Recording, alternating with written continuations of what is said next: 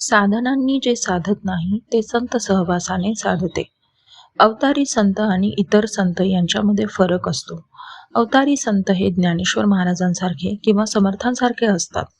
ते आपण होऊन येतात आणि आपले काम झाले की जातात, मग ते राहत नाही. संतांनी जगातली राज्ये मिळवली नाहीत, पण त्यांनी स्वतःवर राज्य केले. चमत्कार करणे हे संत लक्षण नव्हे. चमत्कार सहजरित्या होतील तर होत, चमत्कार दाखवावा म्हणून संत चमत्कार करीत नाहीत.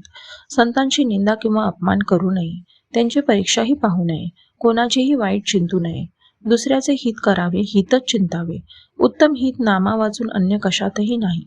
म्हणून अखंड भगवन नाम जपणे ही संत संगतच आहे. सद्विचार हीच एक सत्संगतच आहे. ध्यान, स्मरण, मनन आणि सद्ग्रंथ वाचन यामुळे संतांची गाठ पडून त्यांच्याशी समागम होणे शक्य होईल. संत समागमात राहून विषय मागणे हे समागमाचे रहस्य नाही. एकुलत्या एका मुलाने अफूच्या गोळीसाठी हट्ट धरला तर आई त्याला ती गोळी देईल का? जर तिने ती दिली तर ती खरी आईच नव्हे. त्याप्रमाणे जो विषयाचे प्रेम देईल तो खरा संत नव्हे.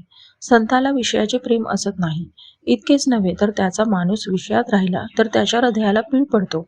कुत्रा हाड चघळीत असताना आपल्याच तोंडातले रक्त पिऊन ते त्या हाडातून येत आहे असे समजतो आणि शेवटी त्यातच मरतो. हे पाहून जितके वाईट वाटेल त्याच्या 10 पट नव्हे अनेक पट आपण विषयमग्न असलेले पाहून संतांना वाईट वाटते. संतांनी खरे भगवंताला जाणले. जिज्ञासू शिष्य भेटला तर संताला आपले स्वतःचे सार्थक झाले असे वाटते. साधनांनी जे साधत नाही ते संतांच्या सहवासात राहिल्याने साधते. मनुष्य जितका निस्वार्थी तितकी त्याची भाषा व्यापक असते. तुमच्या आमच्या घरातले लोक सुद्धा आपले ऐकत नाहीत, पण संतांची वाणी सर्व जगावर परिणाम करते, कारण ती सर्व व्यापक असते. ती अत्यंत तळमळीची असते. याच अर्थाने श्रुती सनातन आहे. जगाचे कल्याण व्हावे म्हणून ऋषी बोलले, म्हणून त्या वाणीने जगाचे कल्याण व्हायचेच आणि जगाचे कल्याण व्हावे असे वाटते तोपर्यंत ती वाणी राहायचीच. आहे त्यात समाधान मानणे, कोणाचाही द्वेष मत्सर न करणे, सर्व भगवत रूप मानणे, निरभिमान राहणे, सदोदित भगवन नामस्मरण करणे आणि संत सज्जन सद्गुरू यांच्याविषयी पूज्यभाव ठेवणे, या गोष्टी आचरणात आणणे हाच परमार्थ. यात कोणती गोष्ट अवघड किंवा खर्चाची आहे?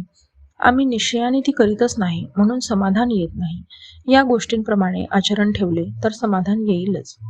प्रपंचात कसे वागावे हे संत शिकवतात आणि वागून दाखवतात. जानकी जीवन स्मरण. जय जय राम.